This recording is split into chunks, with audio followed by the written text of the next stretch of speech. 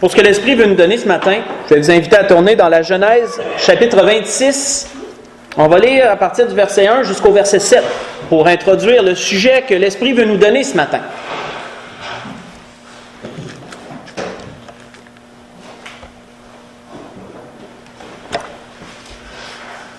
C'est un sujet qui est toujours d'actualité. On le vit quotidiennement et ce sujet-là nous influence aussi assez régulièrement sans peut-être qu'on s'en rende compte. Peut-être qu'on s'en rend compte aussi. On voit que dans la Genèse, chapitre 26, pour mettre dans le contexte, on est au temps d'Isaac. Et là, Isaac s'en va dans le pays des Philistins avec sa femme Rebecca. Il nous est dit, il y eut famine dans le pays. Outre la première famine qu'il y eut du temps d'Abraham, et Isaac alla vers Abimelech, roi des Philistins, à Guérar. L'Éternel lui apparut et dit, « Ne descends pas en Égypte, demeure dans le pays que je te dirai. Séjourne dans ce pays-ci, je serai avec toi, je te bénirai, car je donnerai toutes ces contrées à toi et à ta postérité. Et je tiendrai le serment que j'ai fait à Abraham, ton père. Je multiplierai ta postérité comme les étoiles du ciel. Je donnerai à ta postérité tous ces contrées, et toutes les nations de la terre seront bénies en ta postérité. Parce que Abraham a obéi à ma voix, et qu'il a observé mes ordres et mes commandements, mes statuts et mes lois. Et Isaac resta à Guérar. Lorsque les gens du lieu posaient des questions sur sa femme, il disait, « C'est ma sœur. » Car il craignait en disant, « Ma femme, que les gens du lieu ne le tuent. » Parce que Rebecca était belle de figure. Nous allons arrêter là. Frères et sœurs, nous sommes-nous déjà arrêtés à quel point que les craintes que nous pouvons avoir dans nos vies peuvent nous influencer dans les choix que nous faisons? Nous sommes-nous déjà arrêtés qu'à toutes les fois que nous craignons quelque chose, cela va nous influencer dans les choix qu'on va faire? Nous voyons ici quoi?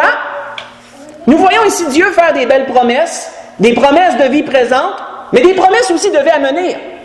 Parce que Dieu lui a dit, je vais multiplier ta postérité comme les étoiles du ciel. Donc Dieu voyait plus loin que le moment présent en disant cela. Mais nous voyons que dans le moment présent, Isaac avait des craintes, séjournant au milieu du pays où il était. Des craintes par rapport à la beauté de son épouse. Et lorsque les gens lui disaient, les questionnait sur Sarah, excusez-moi, parce qu'Abraham avait fait quelque chose de similaire. Lorsqu'il questionnait sur Rebecca, il disait, c'est ma sœur. À peu près comme son père avait fait. Pourquoi qu'il disait ça? Parce qu'il craignait. Parce qu'il craignait que les gens du pays ne le tuent à cause de la beauté de sa femme. Qu'ils ne le tuent pour pouvoir ensuite prendre sa femme et l'avoir pour femme. Isaac avait des craintes. Avons-nous des craintes? Je pense qu'on en a toutes. Je pense qu'à un moment ou à un autre, même dans le moment présent, ou dans l'avenir, ou dans le passé, on a déjà eu des craintes, et on va en avoir encore. Et sachez que les craintes nous influencent. Pourquoi cela? Comprenons premièrement, c'est quoi la crainte?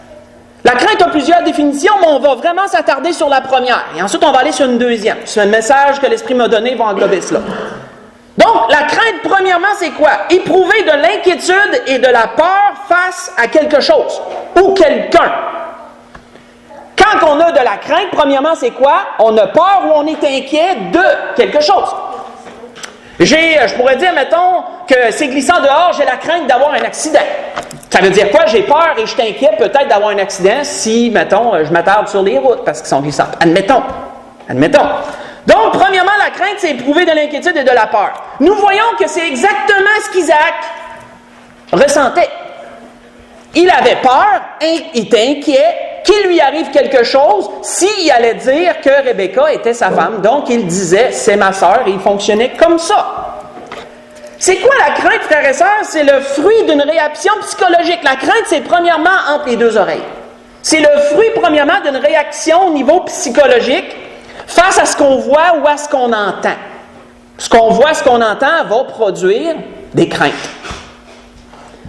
Puis, ces craintes-là vont être à la base de plusieurs décisions que nous allons prendre.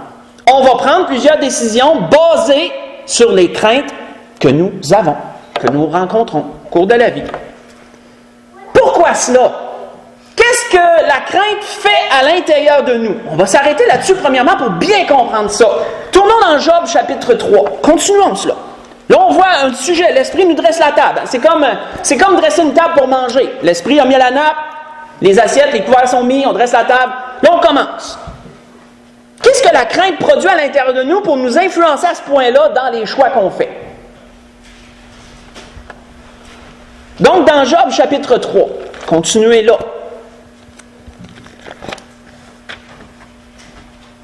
Souvenons-nous, premièrement, c'est quoi la crainte? Inquiétude, peur, face à quelque chose ou quelqu'un. Une personne peut nous porter à la crainte aussi. Inquiétude et peur face à quelque chose. Redouter, que le dictionnaire dit aussi. Quand on redoute quelque chose, ça revient même à dire qu'on a la crainte de quelque chose. Là, on voit Job nous parler de ses craintes à lui. Du moins, il en parlait à ses amis. Et il disait comment il se sentait dans Job chapitre 3. On va lire le verset 25 et vous allez voir que la Bible la parole de Dieu est tellement grande dans tous ses écrits. Elle décrit tellement de choses de la vie. Job décrit ici ce que la crainte amène. Qu'est-ce qu'elle produit à l'intérieur? Dans Job chapitre 3, on voit au verset 25, « Ce que je crains, c'est ce qui m'arrive. Ce que je redoute, c'est ce qui m'atteint. » Donc, de quoi parle-t-il ici? Il parle de peur. Il parle de peur, il parle d'inquiétude. Donc, il dit en d'autres mots, « Ce dont je suis inquiet, c'est ce qui m'arrive. Ce dont j'ai peur, c'est ce qui m'arrive. » On voit le mot « redouter » qui vient par la suite pour compléter cela. Et au verset 26, il dit « Je n'ai ni tranquillité, ni paix, ni repos. Pourquoi? Et le trouble s'est emparé de moi. » La crainte, dans ce premier sens, va premièrement amener le trouble dans nos cœurs. Comment pourrions-nous définir le trouble? Mais je méditais là-dessus, puis je me disais, Seigneur, comment je pourrais vraiment comprendre? C'est quoi être troublé à l'intérieur? Il y a une image. L'Esprit m'a donné une image. Je vais vous l'adresser. Imaginez-vous que vous avez une chambre d'enfant. Vous avez tout un enfant, vous avez une chambre d'enfant que vous venez juste de ranger les jouets. Tous les jouets sont à leur place, tous les bacs sont bien rangés. Puis que là, votre enfant arrive pendant que vous n'êtes pas là, puis qu'il fout le bordel là-dedans. Excusez-moi, là. Il met tout à l'envers, là, les jouets, ça traîne partout à terre, il n'y a plus rien à sa place. Et que là, vous revenez, puis vous constatez le résultat. C'est ça, être troublé à l'intérieur. C'est d'être viré à l'envers, d'être chamboulé, il n'y a plus rien à sa place en dedans. Souvenez-vous, on a parlé d'unité intérieure, dimanche passé. Quand tout est à sa place, quand on est en paix, en tranquillité, en repos, en nous-mêmes. Et notez les mots que je mentionne. Je n'ai ni paix, ni tranquillité, ni repos. Je suis tout viré à l'envers. Et le trouble est en moi. C'est exactement ça, être troublé. Imaginez une chambre d'enfant à l'envers, puis vous venez juste de faire le rangement. C'est ça, être troublé, à l'intérieur. Et qu'est-ce qui amène ça? La crainte. Une crainte d'avoir peur, être inquiet de quelque chose ou de quelqu'un. On voit que, faites juste écouter, l'apôtre Pierre en a parlé de ces effets-là aussi dans quelques recommandations qu'il donnait. L'apôtre Pierre en a parlé de ça aussi. Et voici ce que Pierre a dit dans 2 exemples. En parlant des femmes, il dit « Ainsi se paraient autrefois les saintes femmes », quand il parlait premièrement de la parure extérieure que la femme doit avoir, parure modeste, chaste et réservée, etc., qui est d'un grand prix devant Dieu. Par la suite, il dit « Ainsi se paraient autrefois les saintes femmes qui espéraient en Dieu, soumises à leur mari, comme Sarah, qui obéissait à Abraham et l'appelait son Seigneur. C'est d'elle que vous êtes devenues les filles en faisant ce qui est bien, et notez la fin, sans vous laisser troubler par aucune crainte, disait-il. Sans vous laisser troubler par aucune crainte. Donc, la crainte amène le trouble. Et il disait un peu plus loin dans le même chapitre, je vais vous donner les versets ensuite, il disait dans le même chapitre, pour ceux qui sont persécutés, il disait « Et qui vous maltraitera si vous êtes zélés pour le bien? D'ailleurs, même si vous souffriez pour la justice, vous seriez heureux. » Et il dit par la suite « N'ayez d'eux aucune crainte et ne soyez pas troublés, disait-il. Mais sanctifiez dans vos cœurs Christ le Seigneur. » Vous voyez ça dans 1 Pierre chapitre 3. J'ai lu verset 5 et verset 6 et je suis sauté au verset 13 jusqu'au verset 15. 1 Pierre chapitre 3. Donc, Pierre nous décrit cela aussi. Dans ses propos, dans ses recommandations, on peut comprendre la même chose. La crainte amène le trouble à l'intérieur. Tournons dans le psaume 38. Parce que, frères et sœurs, il peut y avoir différentes raisons d'avoir la crainte. La crainte peut s'installer en nous pour bien des raisons. Il y a parfois des raisons qui sont valables. La crainte, c'est pas toujours pour rien, je veux dire, il y a une raison. Des fois, c'est des bonnes raisons que ce genre de crainte-là s'installe en nous. Puis, parfois, c'est pas des bonnes raisons. Autrefois, on va avoir crainte sur des choses dont on ne devrait pas craindre. Mais l'effet va être le même. Je veux dire, si tu as la peur, si tes peurs et inquiètes quelque chose, donc la crainte, tu vas être troublé d'une façon ou d'une autre. Que ça s'aille pour une bonne raison ou une mauvaise raison, ça va être la même affaire, tu vas être troublé à l'intérieur. Même chose. Et on voit David ici nous décrire ce qu'il ressent lui aussi. On voit, et là on ne lira pas au complet, Psaume 38, on ne lira pas au complet, je vais faire sauter à quelques versets pour seulement qu'on retire le principal de ce que l'Esprit veut nous donner ce matin. Donc, dans le Psaume 38, on va commencer au verset 4 et verset 5 et on va comprendre qu'est-ce qui amène la crainte dans le cœur de David. Qu'est-ce qui le trouble, en d'autres mots. Il dit, « Il n'y a rien de sain dans ma chair à cause de ta colère. Il n'y a plus de vigueur dans mes os à cause de mon péché. » Ah! Son péché l'a amené à craindre quelque chose et a amené le trouble en lui. Ça, c'est une raison valable. Je veux dire, c'est une bonne raison. C'est une raison qui peut arriver, puis c'est pas pour rien.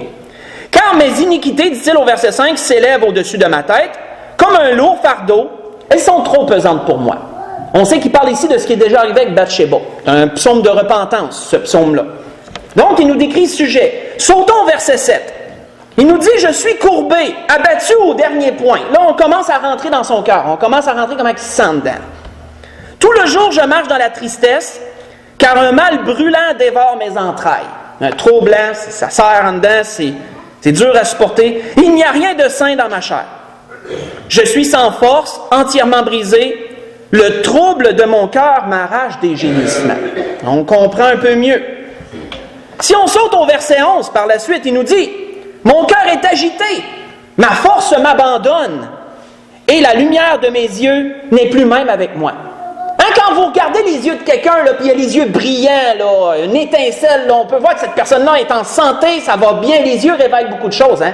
On dit même, il y a un adage qui dit que les yeux, c'est la fenêtre du cœur. Hein, les yeux peuvent révéler beaucoup. Et là, David, il dit, même cette lumière-là n'est plus là. Ça veut dire quoi? Il se passe quelque chose en dedans, là. Ça va pas bien. Ça va pas bien. Et dernièrement, si on saute au verset 18 et verset 19, il dit, « Car je suis près de tomber, et ma douleur est toujours devant moi. Car je reconnais mon iniquité, je suis dans la crainte à cause de mon péché, disait-il. » Donc, on comprend quoi? David a péché, et ça l'a amené, avec le temps, ça l'a amené une crainte. Parce que veut pas, il devait sûrement avoir peur qu'il arrive quelque chose aux yeux de Dieu. Si tu crains Dieu moindrement, là, et surtout selon la loi, tu savais que Dieu ne laisserait pas ça comme ça. Donc, la crainte, il y avait peur, a amené le trouble. Et ça l'a tout viré à l'envers, puis il se sentait plus bien pantoute. Parce que le trouble, ça fait ça. Le trouble, ça fait ça. Tu te sens plus bien, parce que, imaginez la chambre d'enfant, tout est à l'envers, il n'y a plus rien en ordre, tout est à l'envers en dedans. Tu ne peux pas te sentir bien comme ça. Parce que tu n'as plus de paix, plus de tranquillité, plus de repos. Ça va pas bien. Donc, parfois, il y a des bonnes raisons, comme j'ai dit, pour que ça arrive. Parfois, il y a des bonnes raisons de craindre. Si ta maison passe au feu, puis que tes enfants sont dedans, tu vas craindre. Puis je pense que la raison est très bonne. Hein? Tu vas avoir peur et tu vas être inquiet. Puis c'est très valable. Tu vas être troublé. Tout va venir ensemble. C'est ça. Mais parfois, on peut craindre des choses qu'on n'a pas besoin de craindre. Peut-être parce qu'ils ne sont pas encore arrivés. On pense que ça va arriver comme ça et on craint. Ça peut arriver, ça aussi. Donc, il y a cette première chose-là. Qu'est-ce que ça produit, la crainte à l'intérieur, le trouble? Mais qu'est-ce que ça produit aussi à l'extérieur? Ça, c'est intéressant. Qu'est-ce que la crainte produit aussi à l'extérieur? Retournons dans Job, mais chapitre 32 cette fois-ci. Dans Job, chapitre 32. On va voir cette fois-ci qu'est-ce que la crainte produit à l'extérieur. Qu'est-ce que ça nous amène à faire à l'extérieur?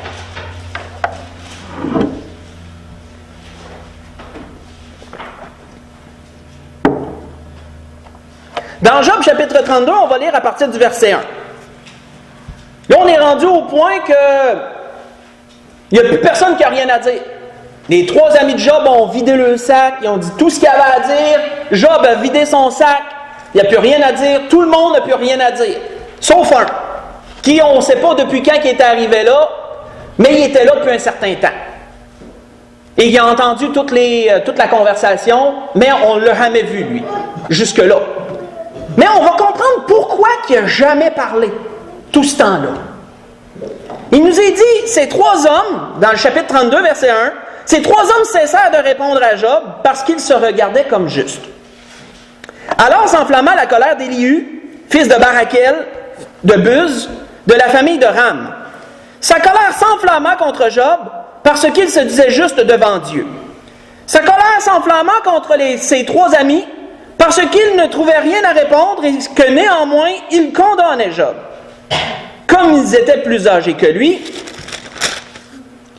Élihu avait attendu jusqu'à ce moment pour parler à Job.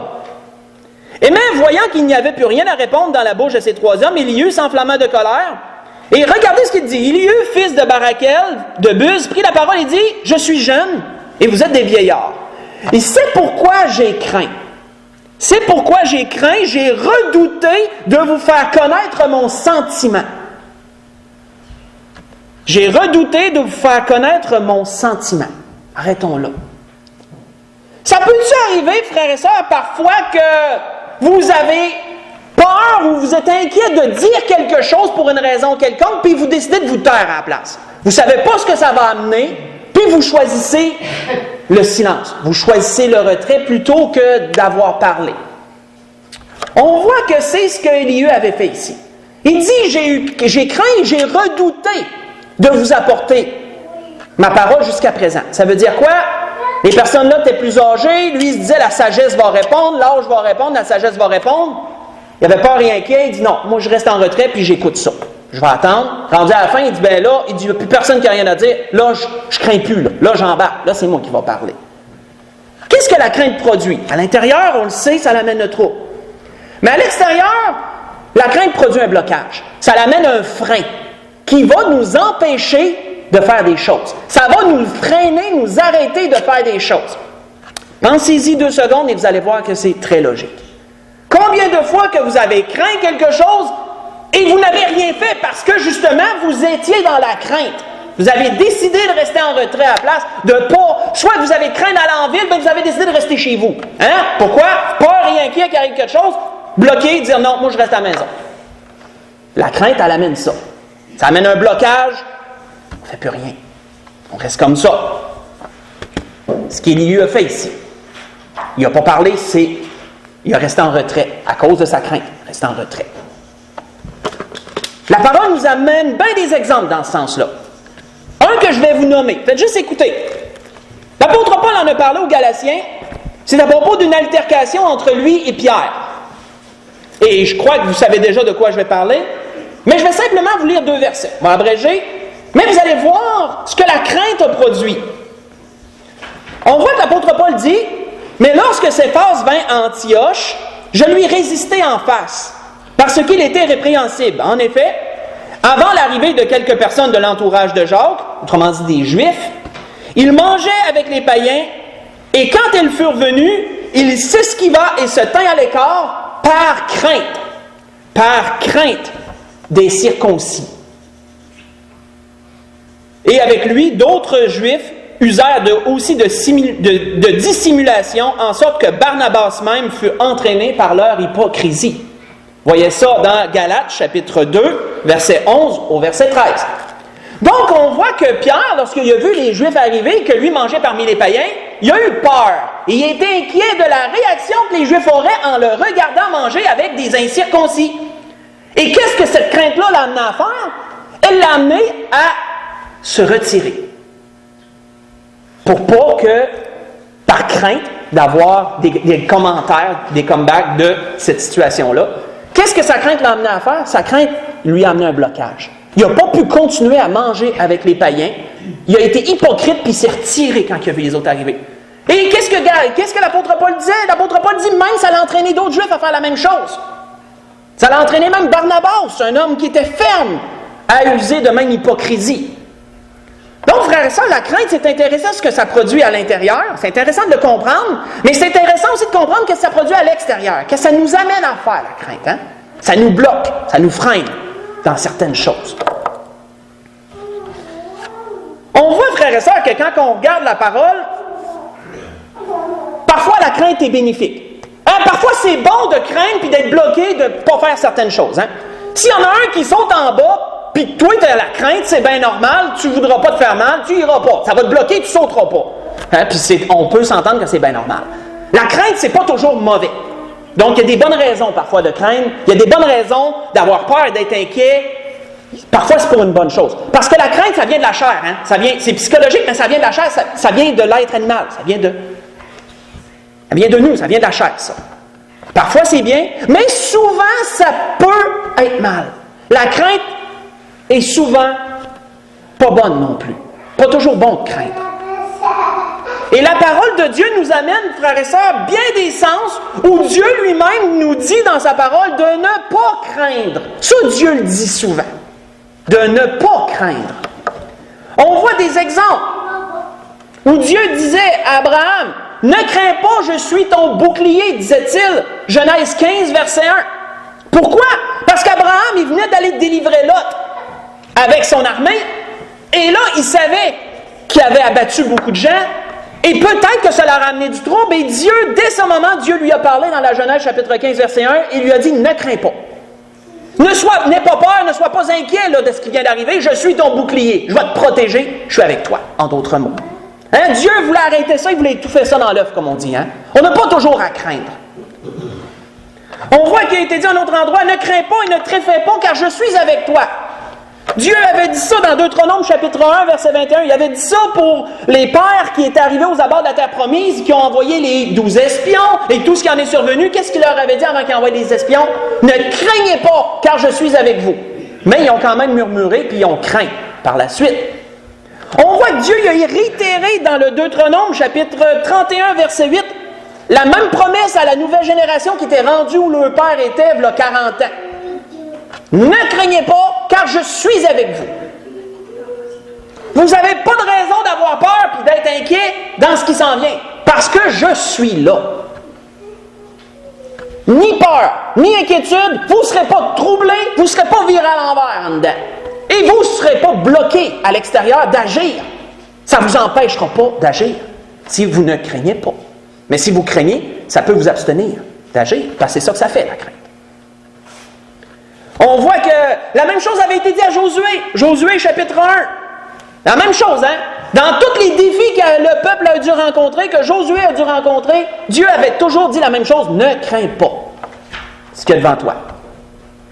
On voit qu'Ésaïe, lorsque le roi d'Assyrie s'en venait et commençait à conquérir une partie du territoire d'Israël, et que là, le peuple qui était amassé en Juda et à Jérusalem avait peur, le prophète, l'Éternel avait dit à son prophète Ésaïe, il avait dit, ne crains pas ce que ce peuple craint. Ésaïe, verset 8, verset 12. Ésaïe 8, verset 12. Ne crains pas ce que ce peuple craint. C'est pas parce que les autres ont peur que toi, tu as à avoir peur avec eux. Tu es mon prophète, je t'envoie avertir, mais je vais te protéger, je suis là pour toi. En d'autres mots. Et frères et sœurs, on va continuer, mais on va arrêter sur cette parole-là pour toutes ces choses où que la parole nous dit de ne pas craindre. Qu'est-ce que Jésus avait dit un jour à ce père de famille? Que sa fille était sur le bord de mourir. Puis que là, il avait été chercher Jésus. Puis que là, en s'en allant, il arrive, puis il y a des serviteurs qui viennent dire, ben regarde, n'importe que tu n'aimes plus Jésus, ta fille est morte. Qu'est-ce que Jésus lui a dit? Ne crains pas, crois seulement. Jésus avait-il dit dans Marc 5, verset 36. Pourquoi? Pourquoi Jésus disait à cet homme-là de ne pas craindre? Tu reçois une mauvaise nouvelle comme ça? Ben là, tu as peur, tu es inquiet. Là, ma fille, oh non, ma fille, elle m'échappe, là, elle est morte. Trouble à l'intérieur. Là, ça amène quoi? Tu es toute virée à l'envers. Es-tu capable de croire en la parole dans ce temps-là? Quand tu n'es pas en paix, tu n'es pas en repos, tu n'es pas tranquille à l'intérieur, puis que Dieu te donne une promesse, est-ce que tu es capable de t'accrocher là-dessus? Tu vas être moins capable que si tu es en paix à l'intérieur. Si tu n'es pas la crainte, tu n'es pas troublé, tu vas être bien plus en mesure de t'accrocher et de croire ce que Dieu te dit que si tu es toute virée à l'envers. Ça va être plus facile, disons. À cause de la chair. La chair peut amener des difficultés à avoir la foi et à croire ce que Dieu nous dit. À cause des effets de la crainte, entre autres, ou d'autres choses. Et c'est pour ça que Jésus avait voulu étouffer cela. Ne crains pas. Crois seulement ce que je te dis. Et on connaît la suite. Peu importe, frères et sœurs, la situation, Dieu nous connaît. Dieu sait ce la crainte produit à l'intérieur de nous. Dieu sait ce que la crainte nous apporte à faire. Et il y a de ces fois où Dieu veut nous fortifier, nous dire, ne crains pas. Tu n'as pas de raison de craindre. Parce que je suis là.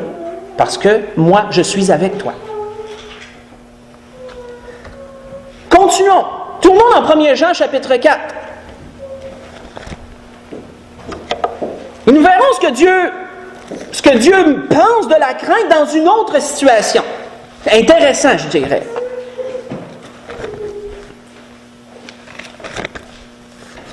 Dans 1 Jean, chapitre 4, Jean nous parle de la crainte, mais là, dans un autre contexte. Amène dans un autre contexte.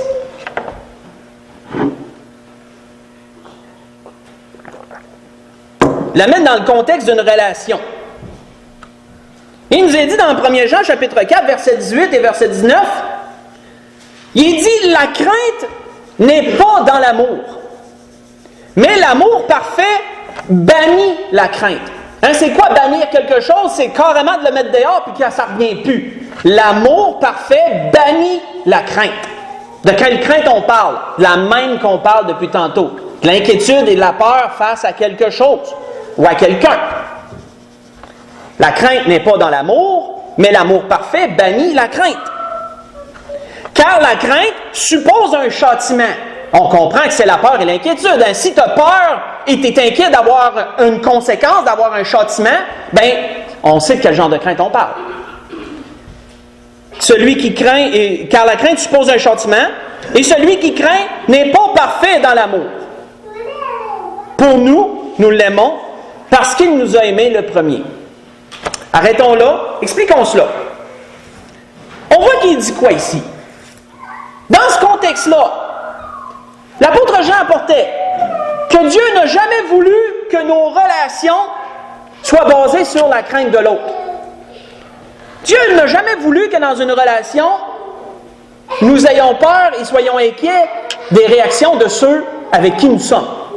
Soit de notre conjoint, soit de nos familles. Dieu ne veut pas ce genre de crainte-là dans une relation, parce que c'est pas bon.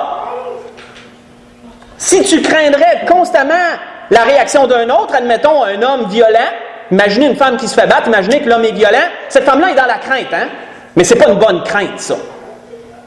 Et qu'est-ce qu'il dit? L'amour parfait bannit la crainte. Donc, il manque d'amour quelque part. Hein? Quand il y a ce genre de crainte-là, l'amour n'est pas là, dans une relation. Soit en ami, soit en conjoint, famille, peu importe. L'amour parfait bannit la crainte et c'est la même chose avec Dieu. Dieu n'a jamais voulu qu'on le craigne de cette façon-là.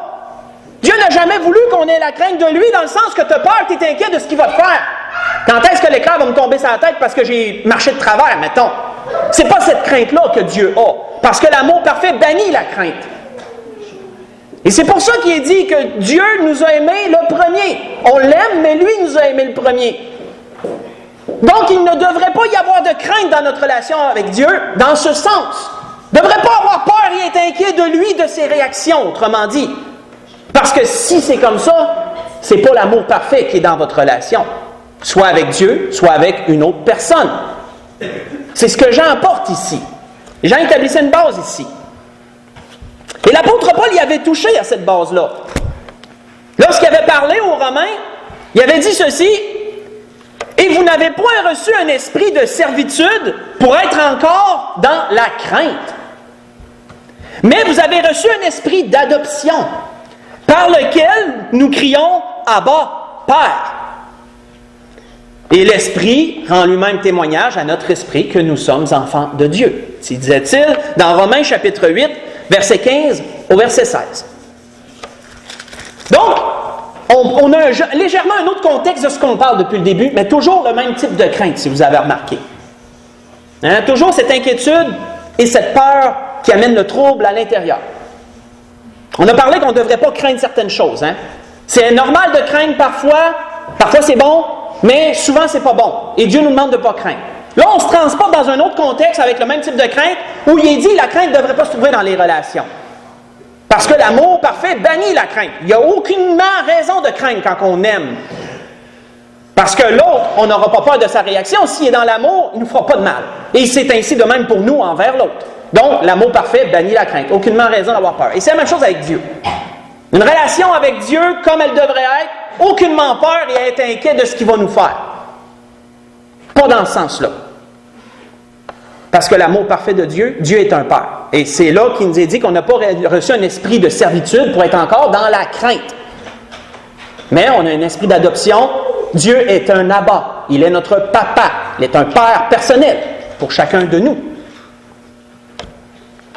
Donc, par la suite, Dieu pose un jour une question à un prophète. Par un prophète, il pose une question à son peuple. Et là, on s'en va dans d'autres choses. Mais on demeure toujours dans le même sujet. Dieu pose un jour une question, et vous allez voir que ça peut entrer en contradiction avec ce qu'on vient de lire. Écoutez bien la question. Dieu, par son prophète, Malachie, va dire à son peuple, « Un fils honore son père, et un serviteur son maître. Si je suis père, où est l'honneur qui m'est dû? Si je suis maître, où est la crainte qu'on a de moi, disait Dieu. » Vous voyez ça dans Malachie, chapitre 1, verset 6. Et là, si on y pense, frères et sœurs, qu'est-ce qu'on vient de lire? La crainte n'est pas dans l'amour, mais l'amour parfait bannit la crainte. Et là, on voit Dieu dire par son prophète, où est la crainte qui m'est due? Mais là, je dois-tu craindre Dieu ou je ne dois pas le craindre? Qu'est-ce qu'on doit comprendre là-dedans? Parce que là, il n'y a pas de crainte dans l'amour, mais Dieu dit, tu dois me craindre. Où est la crainte qu'on a de moi? Là, on doit comprendre quelque chose. Dieu ne se contredit pas. Ça veut dire qu'il y a un autre sens au mot crainte. La crainte, c'est autre chose aussi. C'est pas seulement d'avoir peur et d'être inquiet de quelqu'un ou de quelque chose. C'est quoi la crainte aussi? Selon le dictionnaire, la crainte, respecter, révérer. Ah! Si tu as la crainte de quelqu'un, mettons de ton père ou de ta mère, ça ne veut pas dire que tu es inquiet et que tu as peur à toutes les fois qu'il est proche de toi. Si tu as la crainte de lui, dans ce sens-là, tu le respectes. Tu le respectes. Tu le révères, qui veut dire la même chose. Révérer veut dire la même chose que respecter.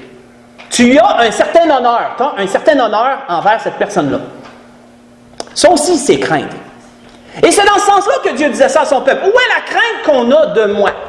Quel genre de crainte que Dieu a toujours voulu qu'on ait depuis le début qu'il est entré en relation avec l'être humain? Ce genre de crainte-là. Dieu n'a pas voulu qu'on ait peur et qu'on soit inquiet de lui. Dieu a voulu qu'on le respecte. Dieu a voulu qu'on le traite pour ce qu'il est.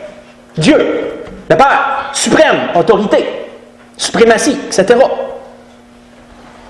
Dieu veut qu'on ait cette crainte. Mais ce n'est pas la même crainte que j'en parle. Quand j'en parle, la crainte n'est pas dans l'amour. Là, on comprend la différence entre les deux. Ça devient plus clair. On voit que, tournons dans Hébreux chapitre 11, et voyons de quel genre de crainte on parle ici. Je viens de vous donner la définition, mais on va voir que l'auteur de ce livre-là, aux Hébreux, nous a donné un peu... Il a entré dans cette description-là de la crainte. Il est entré là-dedans.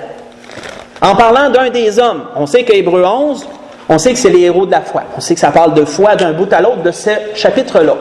On va lire simplement un homme. On va lire simplement une chose à propos d'un homme, et on va voir quel genre de crainte il a eu.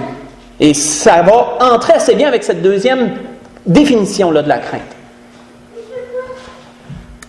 On va au verset 7, d'Hébreux chapitre 11, verset 7, il nous est dit « C'est par la foi que Noé, divinement averti des choses qu'on ne voyait pas en sort, et saisi d'une crainte respectueuse. » Oh! C'est quoi la définition de la crainte? C'est le respect, la révérence. Donc, on voit cette deuxième définition ici. Saisi d'une crainte respectueuse. Donc, il a reçu des ordres de Dieu, il a considéré Dieu pour ce qu'il est. Il a appris à le respecter, à le craindre. Et donc, il a obéi à la voix de Dieu, il a bâti une arche, etc., etc. C'est pourquoi il nous a dit, construisit une arche pour sauver sa famille. Et c'est par elle qu'il condamna le monde et devint héritier de la justice qui s'obtient par la foi. C'est le dit. Si vous voulez lire pendant la semaine un bon exemple de ce type de crainte et ce que ça produit, vous pourrez aller voir Néhémie chapitre 5, versets 14 et verset 15. Vous pourrez lire ça, peut-être lire le contexte alentour, et vous allez voir un bon exemple de qu'est-ce que ça apporte de craindre Dieu. Parce que c'est intéressant, frères et sœurs, de comprendre ce que ça fait en dedans de craindre Dieu et ce que ça produit à l'extérieur. Mais comprenons premièrement cette chose, que cette crainte-là, Dieu a toujours voulu qu'elle soit là. Pas Pas l'autre crainte qu'on vient de parler avant. Cette crainte-là. Le respect, la révérence. Dieu a toujours voulu instaurer ça à son peuple. Depuis le départ des relations que Dieu a eues avec l'humanité, ça a été comme ça. On voit que, pas besoin d'y tourner, je vais juste vous lire quelques versets. Ou dans le Deutéronome, quand Moïse enseignait la nouvelle génération et qu'il parlait de leur père, il a dit ceci, à propos de cela, à propos de ce qu'on lit, de ce qu'on étudie en ce moment. Il a dit ceci, « Souviens-toi du jour où tu te présentas devant l'Éternel ton Dieu à Horeb, lorsque l'Éternel me dit, « Assemble auprès de moi le peuple. Je veux leur faire entendre mes paroles afin qu'ils apprennent à me craindre. » Qu'ils apprennent à me craindre tout le temps qu'ils vivront sur la terre, afin qu'ils les enseignent à leurs enfants. Vous voyez ça dans Deutéronome, chapitre 4, verset 10. La crainte, frères et sœurs, dans la première définition qu'on a mentionnée, c'est naturel. On n'a pas à apprendre ça. Ça vient tout seul. D'avoir peur puis d'être inquiet de quelque chose, ça vient tout seul. Il n'y a personne qui a besoin de t'apprendre à avoir peur. Hein? La peur se développe naturellement parce que ça vient de la chair. Ça se développe naturellement avec l'âge. Très jeune, tu vas apprendre à craindre des choses pour toutes sortes de raisons. C'est instinctif. Mais la crainte de Dieu, autrement dit la révérence, le respect, ça ne vient pas tout seul. Ça, on doit l'apprendre. On apprend à nos enfants à craindre certaines choses. À craindre les autorités. À craindre les gouvernements. Hein? Parce qu'on doit apprendre à respecter les lois. Et ça, il y a une crainte qui s'apprend et une crainte qui vient naturellement. Ces deux choses-là. Mais c'est toujours la crainte. C'est toujours la crainte. Et Dieu a voulu l'apprendre à son peuple dès le départ. C'est ce qu'il dit dans Deutéronome de ce qu'on vient de lire. Hein? Ils vont apprendre à me craindre. Ils vont apprendre à me respecter comme je suis pour l'autorité que j'ai. Et cet apprentissage-là, cette acquisition de la crainte, de ce respect, va amener quoi? Dieu leur disait plus loin, « Voici les commandements, les lois et les ordonnances que l'Éternel votre Dieu a commandé de vous enseigner, afin que vous les mettiez en pratique dans le pays que vous allez prendre possession, afin que tu craignes l'Éternel ton Dieu, en observant tous les jours de ta vie, toi, ton fils, le fils de ton fils, toutes ces lois et ces commandements que je te prescris, afin que tes jours soient prolongés. » Deutéronome chapitre 6, verset 1 et verset 2.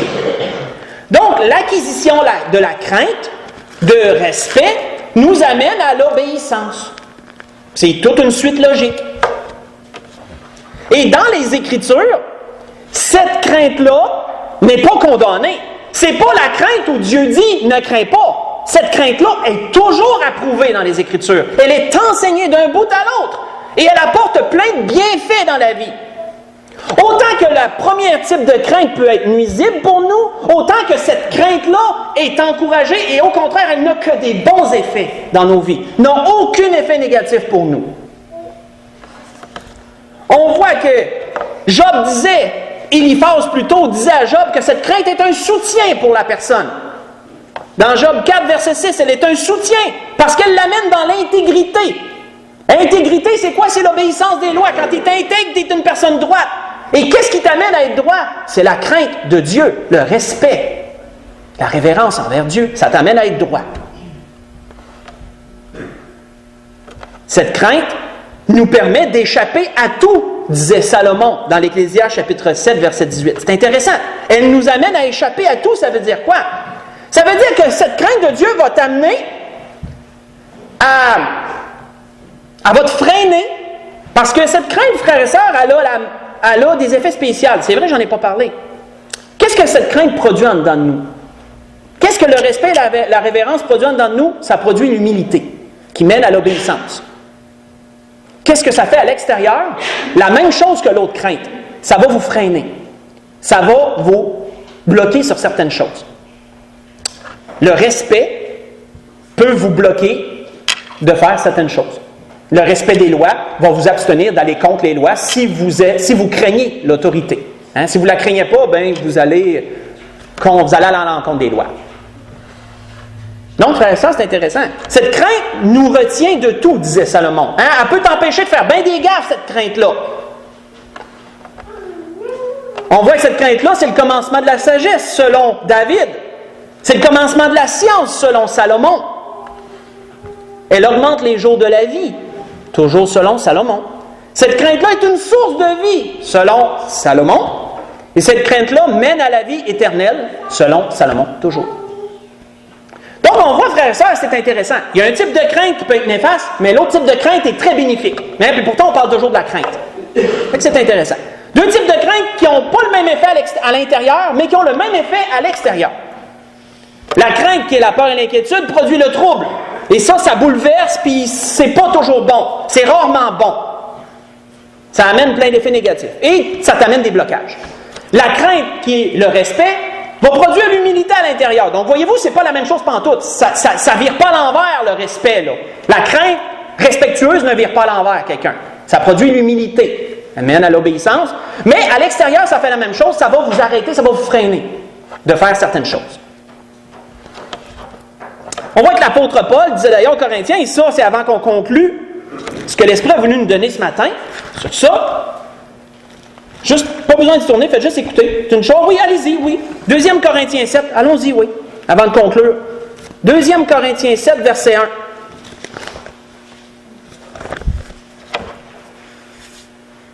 Par rapport à cette crainte-là, que l'apôtre Paul avait en tête, cette deuxième crainte-là qu'on a vue, voici ce que l'apôtre Paul disait là-dessus. Aux Corinthiens. Il a dit, ayant donc de telles promesses, bien-aimés, purifions-nous de toute souillure de la chair et de l'esprit, en achevant notre crainte, en achevant notre sanctification dans la crainte du Seigneur. Dans la crainte du Seigneur. De quelle crainte on parle ici? On parle-tu de la peur et de l'inquiétude qui amène le trouble, ou on parle de respect, de révérence, qui va produire l'humilité? On parle de la deuxième crainte. Achevez votre sanctification dans la crainte du Seigneur, parce que de le respecter va vous amener à faire des choix qui n'iront pas à l'encontre de Dieu. Donc, vous allez vous sanctifier, vous allez vous purifier davantage. C'est une suite logique. C'était ce que l'Esprit voulait nous donner ce matin. L'Esprit voulait nous parler de la crainte. Hein? Combien de fois la crainte nous influence dans nos vies dans bien des sens? Et on a vu quoi? On a vu qu'il y avait 2 types de crainte. C'est toujours la crainte, mais ça ne va pas dans le même sens. Peur, inquiétude qui amène le trouble. Respect, révérence qui amène l'obéissance. On a vu les effets que ça a, autant dedans qu'à l'extérieur. Effet différent intérieur, même effet extérieur. Ça nous freine sur certaines choses. Pour conclure, tournons dans Matthieu chapitre 25. Et voyons, frères et sœurs, un exemple de parabole qu'on a maintes fois vu, mais où qu'on pourra, à ce temps maintenant qu'on est en connaissance de ces choses, on va pouvoir comprendre une chose de plus à propos de cette parabole-là. Vous savez, parfois, on a besoin de certaines compréhensions pour aller retirer quelque chose qu'on n'a jamais pu retirer avant dans une parabole. C'est le cas ici. Ça nous démontre quelque chose qu'on vient d'avoir comme bagage ce matin, va nous aider à comprendre quelque chose dans cette parabole-là. Dans Matthieu chapitre 25, je vous mets dans le contexte, c'est la parabole des talents. On le sait, le roi il a appelé ses serviteurs, il a donné 7 talents à un, il a donné 2 talents à un autre, puis il en a donné 1 au 3e. On sait, les 2 premiers, la Bible nous dit qu'ils ont parti immédiatement produire, faire fructifier ces talents-là. Et le 3e, la Bible nous dit qu'il l'a enterré dans la terre. Il a caché son talent au lieu de le faire produire aussi. Mais pourquoi a-t-il fait ça? Ça, c'est intéressant. On voit que dans Matthieu, chapitre 25, si on commence au verset 24, quand il a dû rendre compte devant son maître de son produit, de son travail, du fruit de son travail, celui qui n'avait reçu qu'un talent s'approcha ensuite et dit, « Seigneur, je savais que tu es un homme dur. » On commence à voir l'image qu'il avait là, de son Seigneur, hein, de quelle façon qu'il voyait. « Seigneur, je savais que tu es un homme dur, qui moissonne où tu n'as pas semé, qui amasse où tu n'as pas vanné. J'ai eu peur. » Quel type de crainte on parle ici, là? Si la personne a le peur, on parle du premier type de crainte, celui qui amène l'inquiétude, le trouble à l'intérieur. Il dit, j'ai eu peur. Je t'ai craint, mais pas le respect. L'autre crainte. J'ai eu peur et je suis allé cacher ton talent dans la terre. Voici, prends ce qui est à toi. Qu'est-ce que la peur produit, frères et sœurs? À l'intérieur, produit le trouble. Et qu'est-ce que ça produit à l'extérieur? Un blocage. Ça va t'arrêter de faire quelque chose. Les deux autres serviteurs qui sont allés immédiatement faire fructifier les talents, quel type de crainte avaient-ils selon vous? Le deuxième. Les deux premiers avaient du respect pour le maître, sont allés immédiatement faire produire ce qu'ils avaient reçu, de sorte d'amener à leur maître un surplus, un acquis. Et le troisième, lui, il avait la crainte, mais pas la même chose, il avait peur de son maître. Ça l'a fait quoi? Il a bloqué, il a enterré, et quand son maître est revenu, il a juste donné ce qu'il avait reçu. Tiens, j'ai eu peur, j'ai pas voulu faire plus. Peut-être peur de ne pas être à la hauteur, peut-être, je ne peux pas dire, il ne faut pas aller trop loin non plus, mais la peur l'a empêché de travailler. La peur l'a amené à enterrer ça. Qu'est-ce que Jean avait dit? L'amour parfait bannit la crainte. Hein? Il y a deux sortes de craintes. Il y a deux sortes de craintes dans une relation. Et on voit, frère et sœurs, dans cette parabole, ce qui est intéressant, les effets de la crainte. Et on voit les deux dans la même. On voit les deux effets dans la même parabole. C'est très intéressant, je trouve, de relever ça. C'était ce que l'Esprit voulait nous donner ce matin, dans toutes ces choses. La grâce que je nous souhaite. Quel type de crainte vivons-nous? Alors, j'espère qu'on est tous dans la crainte de Dieu. Sûrement. Je ne peux pas dire le contraire. Je veux dire, si on a toute la crainte de Dieu, soyez rassurés, ça n'a rien de mauvais pour vous. Ça n'aura aucun effet négatif. Au contraire, c'est tout ce qui contribue à la vie, à la piété, ça. Le respect de Dieu, la révérence. Mais si vous avez des craintes, si vous avez peur et vous êtes inquiet de certaines choses, de présentes, ou peut-être que vous envisagez pour l'avenir, sachez ceci, vous serez troublés. Vous serez troublés ou vous peut-être vous l'êtes déjà. Sachez ceci, Dieu ne veut pas que vous craigniez. Ne crains point, dit Dieu. Pourquoi? Pensez à la chambre. Dieu veut remettre en ordre votre chambre, la chambre d'enfant, il veut la remettre en ordre pour que vous soyez dans la paix, dans la tranquillité et dans le repos. Et ainsi, vous pourrez vous appuyer sur ses promesses. Qu'est-ce que Jésus a dit? Ne crains pas, crois seulement. Hein, c'est ça. Pour que vous puissiez saisir ses promesses et vraiment voir ces choses dans vos vies. Mais si vous vous laissez aller à la crainte, bien, vous êtes tous virés à l'envers, sachez que vous serez troublés et sachez que vous allez avoir de la misère à vous accrocher à ce que Dieu vous met devant vous, à ce que Dieu vous donne. Donc, la grâce que je nous souhaite, que nous sachions c'est quoi la crainte, que nous sachions ce que ça produit et que nous puissions vraiment prendre les promesses de Dieu dans ce sens et comprendre ce que Dieu a voulu nous dire ce matin. Mais ayons la crainte, le respect de Dieu en toutes choses. On peut se lever pour le dernier cantique.